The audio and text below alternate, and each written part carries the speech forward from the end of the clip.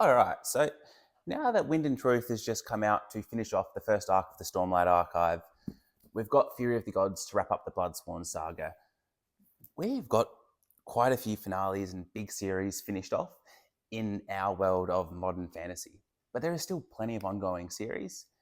And I just wanted to now move on to talking about the sequels I am most excited for to be coming out in the next year and a bit. So none of these books have a exact date of when they're coming out. Some of them we have a general idea, but no strict dates as of yet.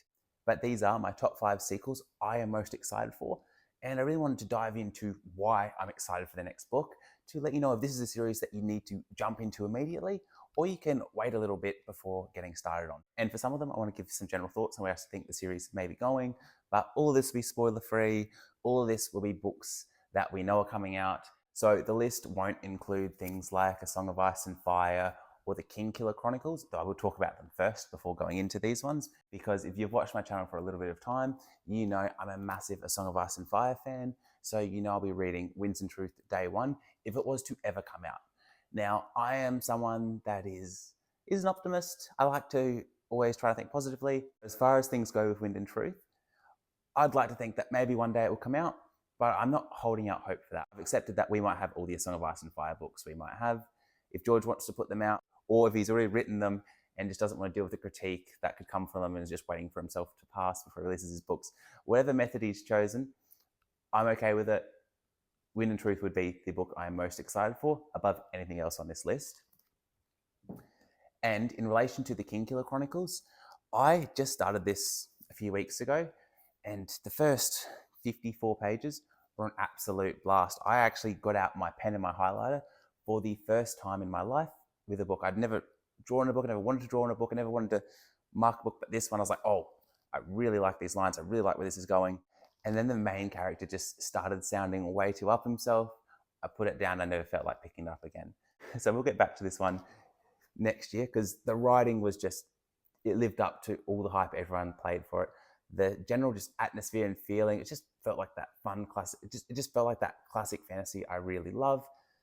And it was building to something very interesting. Then the main character just went on to talk about just all his accolades and how great he is and how he's just going to tell his story. And I do love stories where the main character is telling us back about their past events, but this guy did not have the personality I wanted to hear about. He was no Gabriel de Leon, if you know what I'm talking about.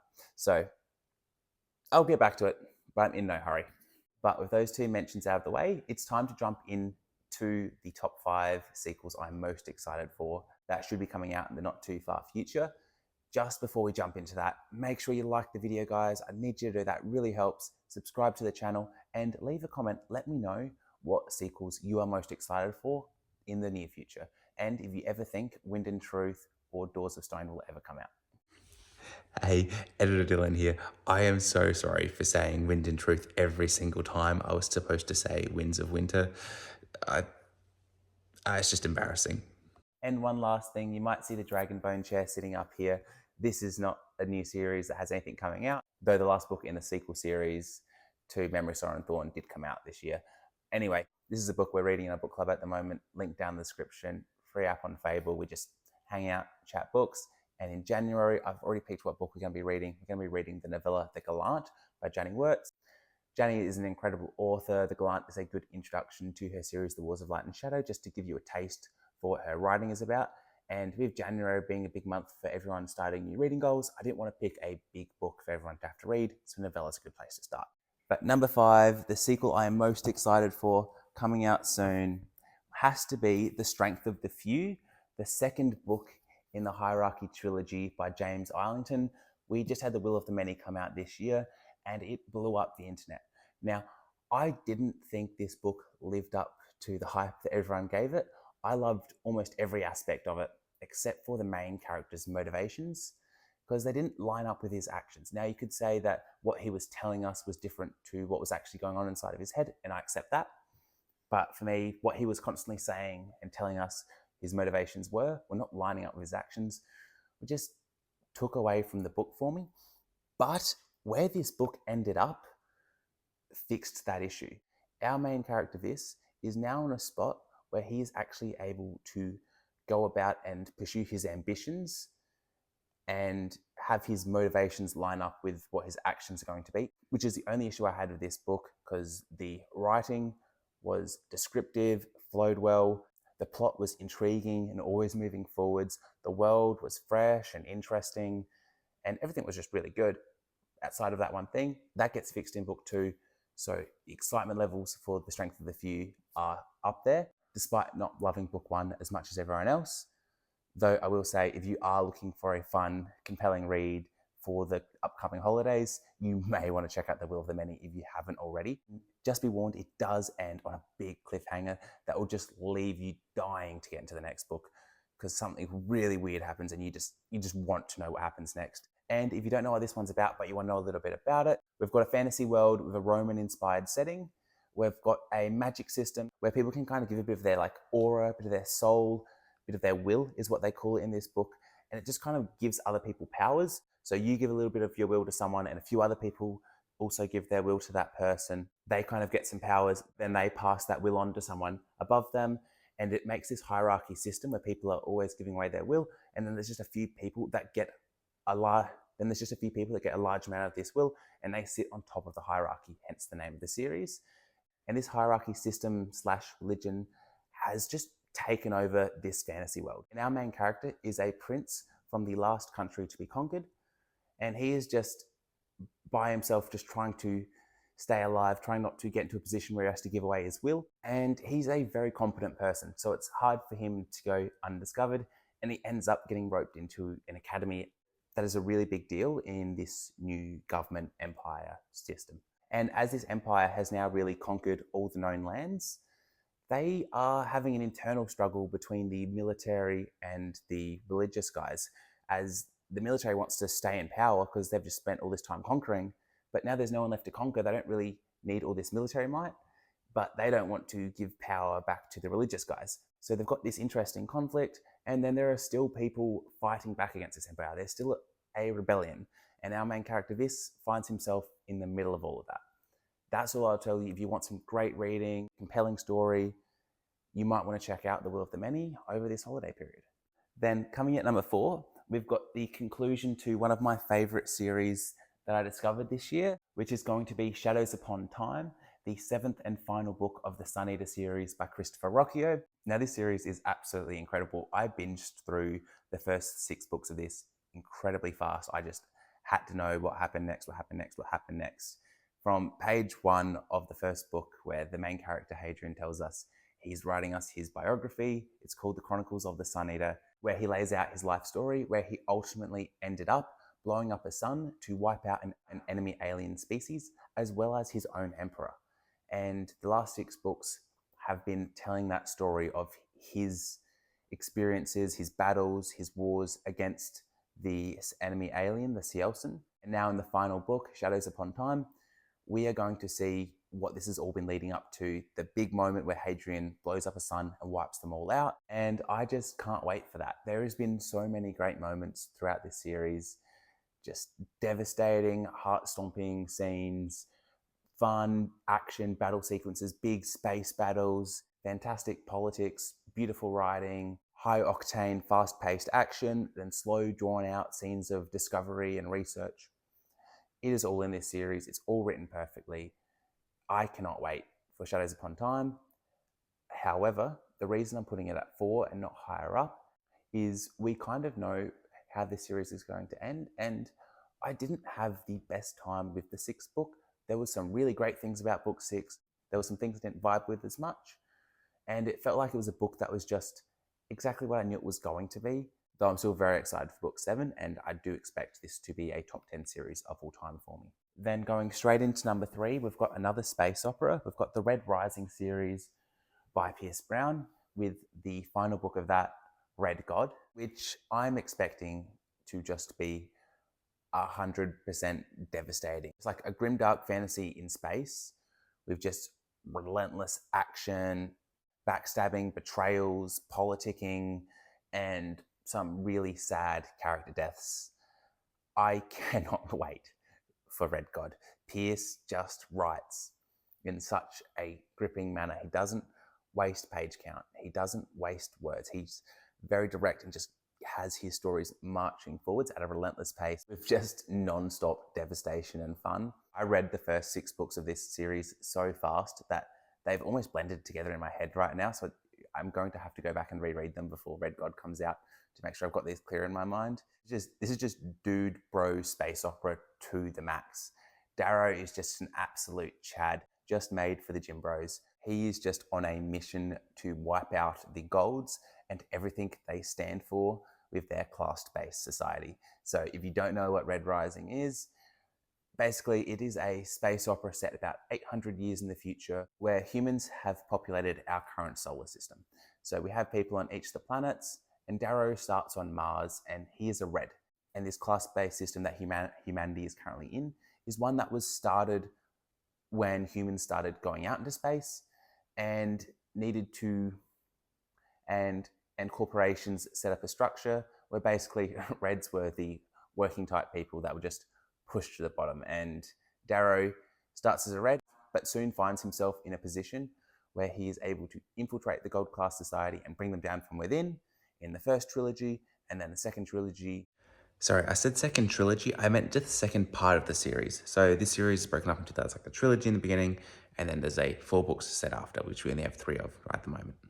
It's set 10 years after the first one and is just all about taking out the remainder of this society and setting up something new. And this story is just something I find super interesting. We've got an initial trilogy that's a single POV story of just following Darrow trying to bring down this empire, trying to cut off the head of this empire. Then the next part of the series is still taking out the rest of the empire once the head's been cut off and building back something new. This is exactly what I wanted the Star Wars sequels to be. In the original trilogy of Star Wars, we see the head of the empire get cut off, and I wish the Star Wars sequels were Luke, Leia, Han, and the crew trying to wipe out the rest of the remaining empire, but also set up something new. And just reading Red Rising, it feels like I'm getting exactly what Star Wars took away from us. So that is one of the many reasons why I love Red Rising and why I'm so excited for Red God. But it's just going to be relentless action, and it's just going to be really fun, devastating fun. So moving on to number 2, we have the Bound the Broken series by Ryan Cahill. His 4th book should be coming out next year, Of Empires and Dust. And this is a book I discovered very early on in my booktube journey, and I just can't wait for the 4th one to come out. My quick sales pitch for this series is Eragon meets the Faithful and the Fallen. So it's got that same plot as Eragon does, where we're in a world where there was an order of dragon riders that kept the peace for hundreds and thousands of years. But at some point in time, the exact point in time where the prequel novella The Fall takes place, a dark mage and a couple dragon riders who are sick of the bureaucracy turn on the Order of the Riders and take over this world. So our main story takes place 400 years after the events of The Fall, where we haven't had any new dragon riders for the last 400 years, but one new one starts, and that sparks rebellion to fight back against this evil, oppressive ruler. So same plot as Eragon, but it's written more for adults. It's written more in that Faithful and the Fallen John Gwynne style of writing, and it is just fun. Book 1, it's just building. I didn't really like it too much. I felt like it was copying Eragon, but I'd already read The Fall, so I could see Ryan's potential as a writer and the heights that this series could reach with like the sort of epic battles with dragons and elves, dwarves, Urgle, orcs, just all going to battle. So I was interested enough to go into the second book in the series of Darkness and Light. And that was a big step up from the first book. The series became its own thing. It got darker, it got grittier, we got more POVs, and I was sold. Then I read Of War and Ruin. Still to this day, one of my favorite books of all time, one of the biggest books I've ever read, where the story got even bigger. We got more POVs, more storylines, and more of the world where things just got absolutely chaotic. And if Of Empires and Dust is anything like Of War and Ruin, which I'm expecting it to be, I'm going to be in love. That book was just perfect. Never a dull moment, constant twists and turns that were so well set up, characters that you just want the best for, characters you hate and despise, a world that was just huge and very reminiscent of all the classic worlds that we grew up reading and absolutely loving. I cannot wait to read of Empires and Dust, which will be the second to last book in this series. So this could be another read for you to pick up over the holidays, because it's a very easy writing style to pick up. It's not too dense. It's nice, simple structures. It's a nice, simple story that slowly builds up and adds the POVs and gets more intense as you go. So it's very easy to stay in the know of what's going on. And there's some fantastic novellas that take place in between the main novels of the book. But guys, it's time for number one. And for those of you that have watched more than one video on this channel, you know exactly which book I'm talking about when it comes to the sequel I am most excited for. It is going to be the third and final book of the Empire of the Vampire trilogy by J. Kristoff. Now, I don't know if I should really say anything more about this series, because I've made so many videos about it and you guys are probably sick of hearing me talk about J. Kristoff. I seriously have talked about him endlessly on this channel, so I'll just say that. But this is a story that's kind of like Interview with the Vampire by Anne Rice, or Name of the Wind by Patrick Rothfuss, where we have the main character telling us his story in real time. So he's telling us about his past, but that story is quickly approaching the present. This series takes place in a prison cell. Our main character, Gabriel de Leon, the last Silver Saint of Michonne, the world's last hope, is in a prison cell and has been caught by vampires. The world has been dominated by vampires since the time of Day's death, where the sun stopped coming. The world is in an eternal twilight. So vampires are able to be out all day and they have taken over this world. Now, these are very interesting vampires. Jay just doesn't do your regular ones. He's given them family lines with different abilities, and we get some half vampires in this world and some really other interesting species. But I've got a whole video on that, so you can go check that out, why I talk about why you should read Empire of the Vampire. But our main character, Gabriel, has been caught by the vampires. He is in a prison cell and he is telling his story to a vampire historian. But we can see Gabriel's story is not over. At some point in the third book, this story is going to catch up to real time. There is a scheme brewing in the background, and somehow there's going to be a world-saving event. At some point, the script is going to be flipped, and we are going to get some massive twists in this third and final book, where Gabriel is going to do something very cool and save the world from Day's death. We have no idea how it's going to happen. J. Kristoff is the master of twists. This is my favorite series of all time because Jay's writing is just so fun and beautiful. It's very descriptive, it's very rich, and the humor in this book is hilarious. The main character is so funny. You will be laughing whilst reading this. You'll be crying from just the devastation and the emotions. This is a very dark book, a very dark world, a very grim story. So be warned, but it's one of the best things of all time. I won't say any more because I have talked endlessly about J. Kristoff on this channel, and I do apologize, guys. I do apologize that you haven't read the best series in the world yet, so just go read it.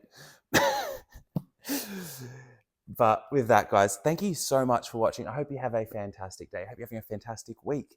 Make sure you let me know what sequels you are most excited for, why you're most excited for them, what do I need to read. Have a fantastic holiday period. And if you haven't already, like the video. Thank you so much, guys. See ya.